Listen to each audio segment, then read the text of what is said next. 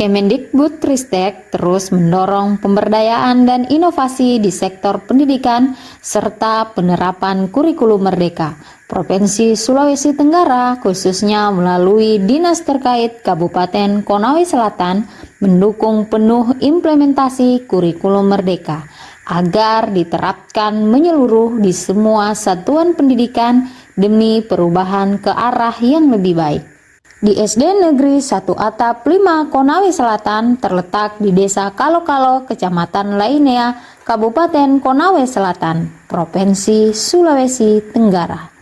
Jarak perjalanan dari rumah kami sampai ke sekolah kurang lebih 2 jam. Jalan berliku, tanjakan, dan hutan penuh dengan tantangan dengan segala keterbatasan akses dan jaringan internet. Bismillahirrahmanirrahim. Assalamualaikum warahmatullahi wabarakatuh.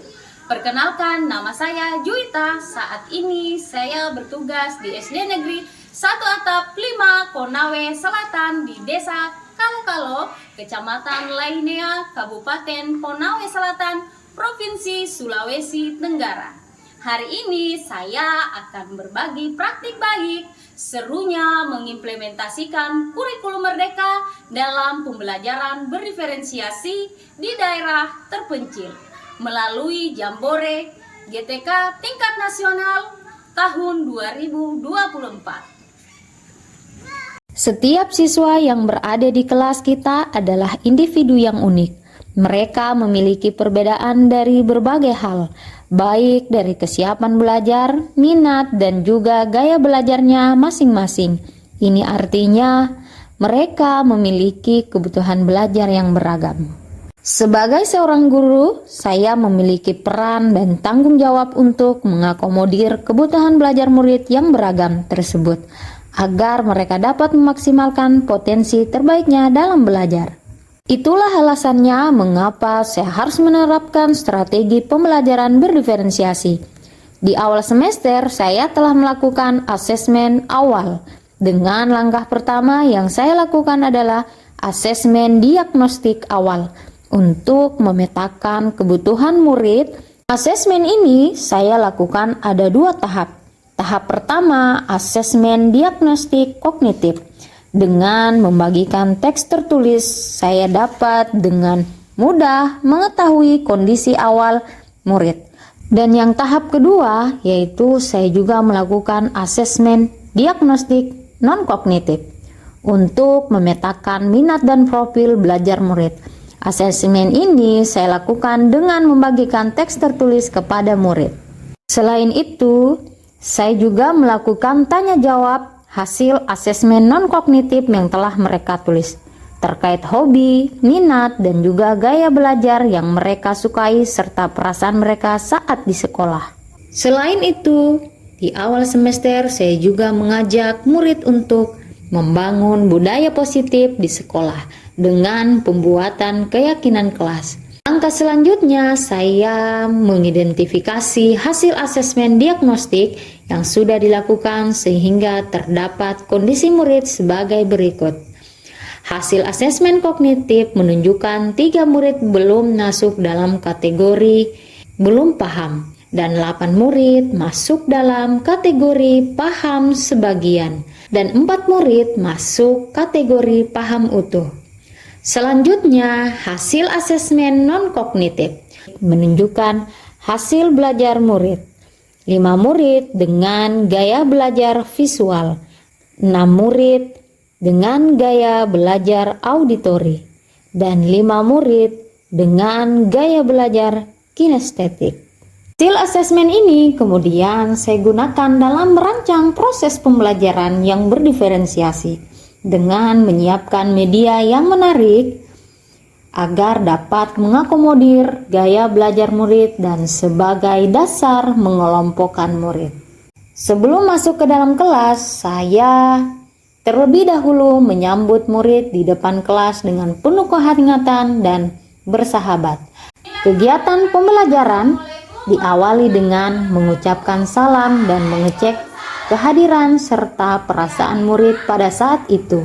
Dan selanjutnya mereka lakukan doa bersama dan mengingatkan untuk selalu menerapkan keyakinan kelas. Murid juga melakukan ice breaking dan menyanyikan lagu kebangsaan. Saya juga melakukan apresiasi dan memberikan pertanyaan pemantik. Sebelum masuk kegiatan inti, saya menyampaikan tujuan dan manfaat pelajaran yang akan dicapai. Kemudian mengajak murid untuk latihan teknik stop atau mindfulness. Langkah pertama, saya memberikan referensi video pembelajaran kepada murid tentang materi, rangka, sendi, dan otot. Langkah kedua, saya membagi kelompok berdasarkan kesiapan dan gaya belajar murid. Satu kelompok visual, satu kelompok auditori, dan satu kelompok kinestetik. Selain itu, murid dengan kategori paham utuh akan dipasangkan dengan murid paham sebagian dan belum paham, dan juga akan bertindak sebagai narasumber dalam kegiatan kelompok. Dalam gaya belajar visual, saya menyiapkan beberapa sumber belajar yang dapat mengakomodir gaya belajar murid. Murid akan menonton video yang sudah saya siapkan melalui laptop. Sedangkan untuk kelompok auditori, saya menyiapkan bahan ajar seperti speaker mini dan lembar LKPD. Sedangkan untuk kelompok kinestetik, saya menyiapkan bahan ajar berupa buku dan poster gambar dan membuat replika rangka manusia. Saya akan memberikan arahan dan bimbingan kepada murid tentang produk, proses, dan konten yang mereka sedang kerjakan, dan sekaligus berjalan melihat kegiatan kelompok mereka dan menilai sikap, pengetahuan, dan keterampilan mereka.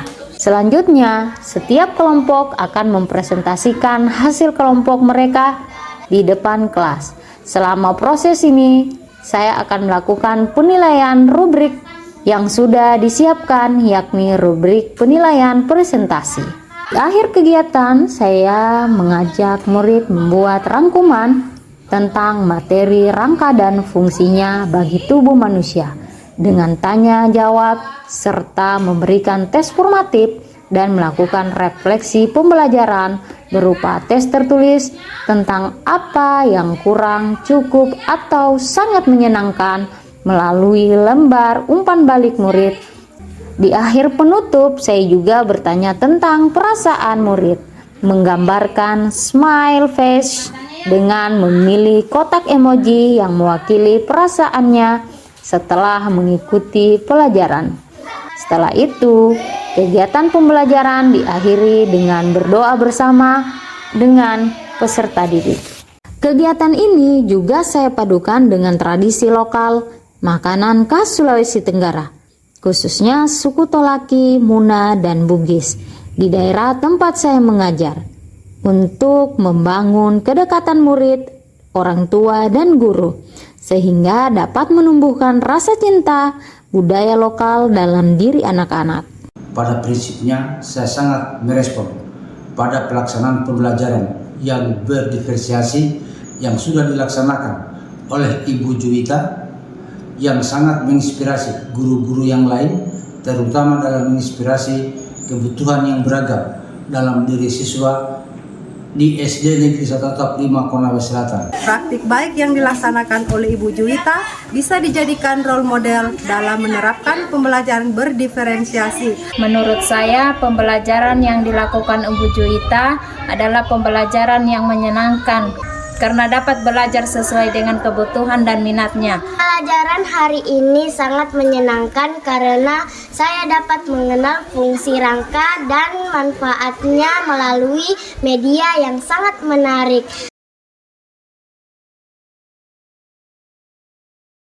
Demikianlah berbagai praktik baik yang saya lakukan pembelajaran berdiferensiasi di SD Negeri 1 Atap 5 Konawe Selatan. Semoga praktik baik yang saya lakukan bermanfaat dan menginspirasi bagi guru-guru hebat di seluruh Indonesia.